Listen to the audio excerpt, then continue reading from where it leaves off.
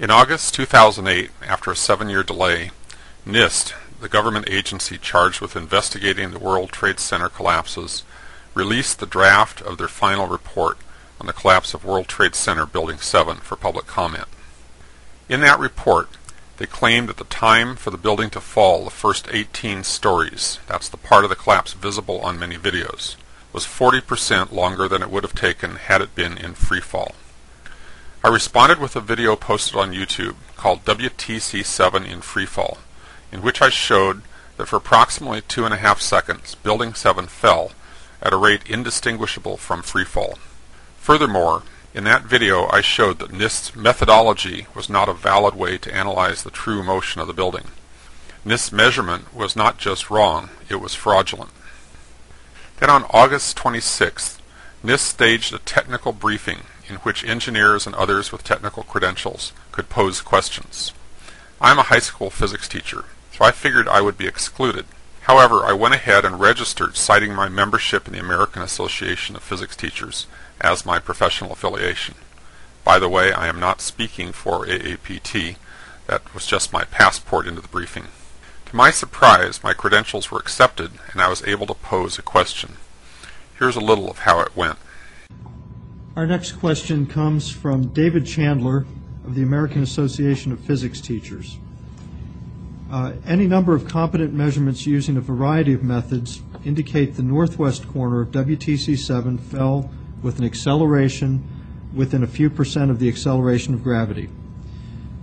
Yet your report contradicts this, claiming 40% slower than freefall based on a single data point.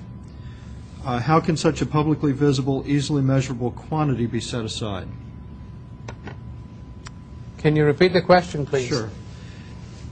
Any number of measurements using a variety of methods indicate the northwest corner of WTC7 fell with an acceleration within a few percent of the acceleration of gravity. Yet the report contradicts this, claiming 40% slower than the freefall based on a single data point. Well, first of all, gravity is the loading function that applies to the structure, applies to every body, all bodies on this particular on this planet, not just in ground zero. Whoa! I'm used to responses like that on a physics exam when a student hasn't even bothered to open the book. But this is NIST speaking, so let's continue. The analysis showed there's a difference in time between a free fall time. A free fall time would be an object that has no structural components below it. And if you look at the analysis of the video, it shows that the time it takes for the 17 for the roof line of the video to collapse down the 17 floors that you can actually see in the video, below which you can't see anything in the video, is about 3.9 seconds. What the analysis shows, and the structural analysis shows, or the collapse analysis shows, it's that same time that it took for the structural model to come down from the roof line all the way for those 17 floors to disappear is 5.4 seconds. It's about 1.5 seconds, or roughly 40% more time for that free fall to happen. And that is not at all unusual, because there was structural resistance that was provided in this particular case, and you had a sequence of structural failures that had to take place, and where everything was not instantaneous. Buried in all that verbiage, what Dr. Sundar is saying is, free fall for the 18 stories under consideration would have taken 3.9 seconds. However, their computer model simulating collapse required 5.4 seconds. The slower collapse time was to be expected, since there was structure supporting the building as it fell, slowing the fall, that there was a progression of failures that had to take place, and that these were not instantaneous. All of this makes sense as long as you don't look at the evidence. The evidence shows that free fall actually occurred, but since their computer modeling could not come up with a scenario that would allow for free fall, they had to declare free fall out of bounds and try to cover up the evidence. The problem is, unlike the columns and girders buried deep inside the building, the motion of the building is right out in plain view. Since their model predicted 5.4 seconds for the 18-story collapse, they dutifully conjured up a 5.4 second measurement to match. They had to stretch themselves to do it, but they did it. They found the disappearance time, then they went out of their way to pick an artificially early start time, exactly 5.4 seconds earlier. This they compared with freefall time. This next question comes from Dr. Stephen Jones.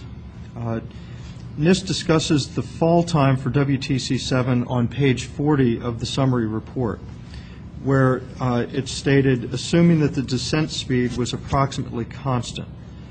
However, observations by others of the descent speed show that the building is accelerating rather than being at constant speed. So the question is, why did NIST assume that the descent speed was approximately constant? Stephen Jones was calling attention to the obviously erroneous claim on page 40 of the draft report that stated that the building descended at constant speed. I'm sure constant speed was a simple misstatement. The correct response should have been, whoops, we'll fix that. But no, here's how they handled that question. Force of gravity obviously is the acceleration of gravity is what's at the driving force, and our calculation was based on the amount of time from the top of the parapet to fall till it disappeared from view between the two buildings seen in the video. That time was established from the video by single frame search of the time, so that was down to 1/30th of a second, and then we did the same thing for when the top of the parapet disappeared. We found that time to be 5.4 seconds. I didn't hear a whoops in there, did you? This is John Gross, one of the lead engineers for the NIST report on the collapse of the Twin Towers. He has a PhD in structural engineering from Cornell University.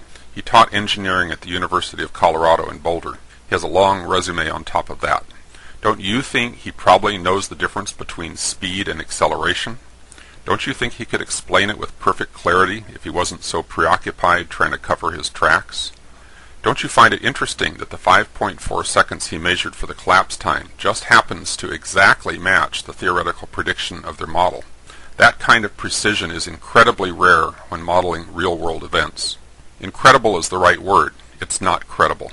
This measurement has all the characteristics of what we call dry labbing, manipulating the data to fit a predetermined outcome.